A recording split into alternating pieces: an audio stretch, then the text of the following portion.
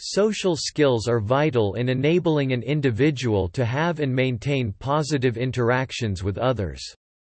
Many of these skills are crucial in making and sustaining friendships. Social interactions do not always run smoothly, and an individual needs to be able to implement appropriate strategies, such as conflict resolution when difficulties in interactions arise. It is also important for individuals to have empathy, as it allows them to respond in an understanding and caring way to how others are feeling. Children are facing social difficulties with particular risks. Young people who do not have strong relationships with the adults in their family are even more at risk. In an experiment in a high school, which lasted for 8 to 12 weeks, the students were told to be a movie director and to choose their own story structure. The students worked with each other, which involved lots of different skills, and social interactivity. The movies they had made were actually cool.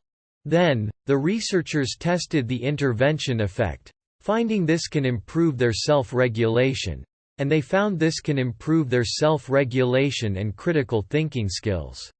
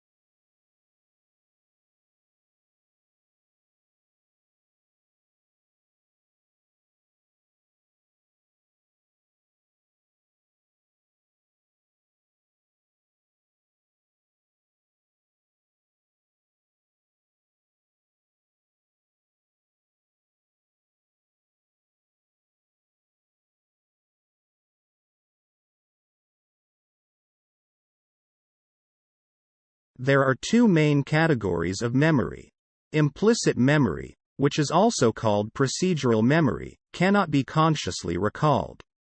It is an experimental or functional form of memory, informed by cultural and social background. With implicit memory, behaviors are automatic. We recall implicit memories naturally, so we are not aware when we are using them. Examples of implicit memory include using languages naturally, driving automatically, reading and writing. When people try to consciously describe how to drive, they may misrepresent how they actually drive. What we often describe as bad memory is an explicit memory. Explicit memory is also known as episodic memory, which is totally different from implicit memory. It's more about time and space and is often related to personal life experiences. Some examples of explicit memory include remembering birthdays from many years ago or answering multiple-choice questions in a test.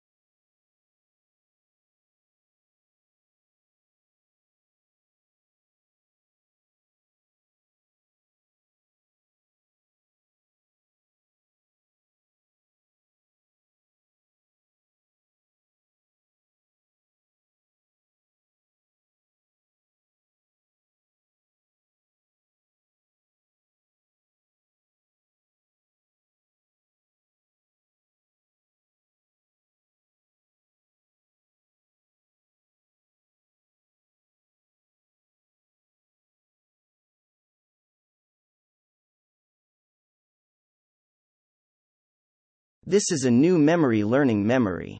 It is a good thing for you to get enough sleep, and a bad thing for you if not. People need to sleep before learning, and people also need to sleep after learning. When you are asleep, the memory can consolidate all the information into your brain. From this point, it may only get worse. Not only will I tell you about the wonderfully good things that happen when you get sleep, but the alarmingly bad things that happen when you don't get enough both for your brain and your body. Let me start with the brain and the functions of learning and memory, because what we've discovered over the past 10 or so years is that you need sleep after learning to essentially hit the save button on those new memories so that you don't forget. But recently, we discovered that you also need sleep before learning and now to actually prepare your brain almost like a dry sponge, ready to initially soak up new information. And without sleep, the memory circuits of the brain essentially become waterlogged, as it were. And you can't absorb new memories.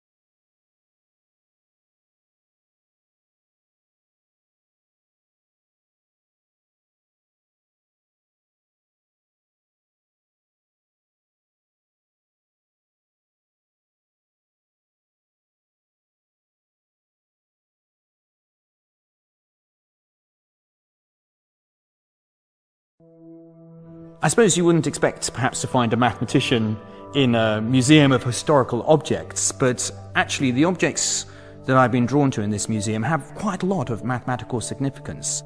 These Neolithic stones discovered in Scotland, dating back 5,000 years, are probably the first examples of humans exploring the concept of symmetry. And that's what I do as a practicing mathematician. I spend my life trying to understand what symmetries are possible in nature and in mathematics and abstractly. And here, I've got a connection going back 5,000 years to people who are already trying to understand how can I arrange patches on the side of these stone balls in a symmetrical manner. One of the intriguing things about these stones is that we don't actually know what they're for. They might have been for divination, trying to predict the future. They might have been part of a game. They look very much like dice, but we don't really think there's any game associated with them. Maybe they were just for chucking around. They're very nice in the hand when you hold them. Or maybe they were symbols of power in the clan. I suppose that's why I like them, because we don't really know what they are. If I had a theory about why they were doing this, it would be that actually they were starting to be mathematicians. And that here we see the first example of abstract thought at work, that these weren't for a purpose. Mathematics is a great subject, created a lot of the technology around us, but mathematicians, we create our mathematical objects for the joy and the beauty. So it would be lovely to think that these didn't actually have a use, that they were just really a celebration of what's possible.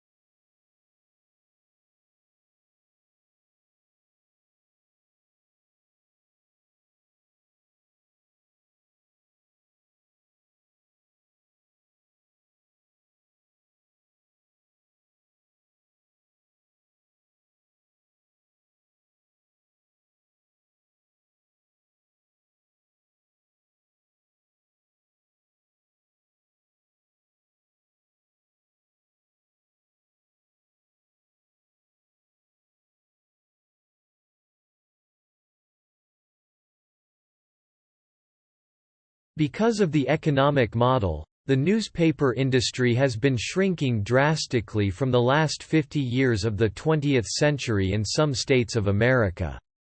Also, as the economic model changed, newspapers increased the cash flow. However, there are still some newspaper industries losing money because of a decrease in advertising and buyers. They can't find buyers. Only a few newspapers have positive cash flow. Over 100 newspapers with cash flow in red had no money to publish the newspaper every day. Some of them published 3 days per week. Small-sized newspapers only published once a week and had to go online. Some newspapers even disappeared. The staff working in newspaper industry decreased by 30 to 60% or more.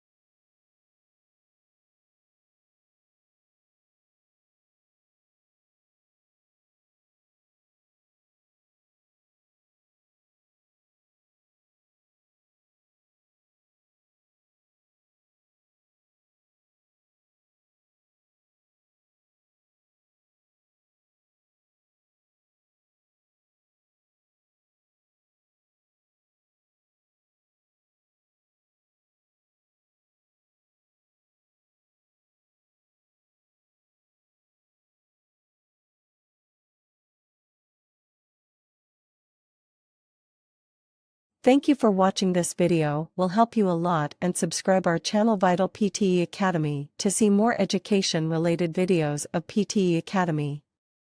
I will meet you in next video.